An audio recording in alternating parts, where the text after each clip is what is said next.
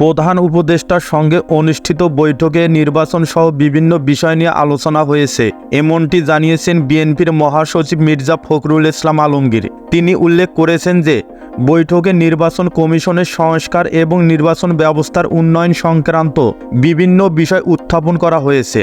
আজ বিকেলে প্রধান উপদেষ্টার বাসভবনে যমুনায় বিএনপির প্রতিনিধি দলের সঙ্গে ডক্টর মোহাম্মদ ইউনূসের একটি বৈঠক অনুষ্ঠিত হয়।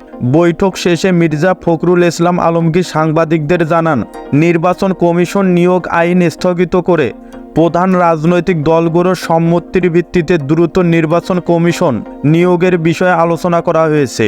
বিএনপির পক্ষ থেকে আগামী নির্বাচনের তারিখ নির্ধারণের জন্য প্রধান উপদেষ্টাকে একটি রোডম্যাপ ঘোষণা করার আহ্বান জানানো হয়েছে। এ বিষয়ে মন্তব্য করে মির্জা ফখরুল বলেন, ভোটার আইডি কার্ড স্বরাষ্ট্র মন্ত্রণালয়ের আওতায় নেওয়ার জন্য যে আইন প্রণয়ন করা হয়েছিল তা অধ্যাদেশ জারি করে বাতিল করার দাবি জানানো হয়েছে।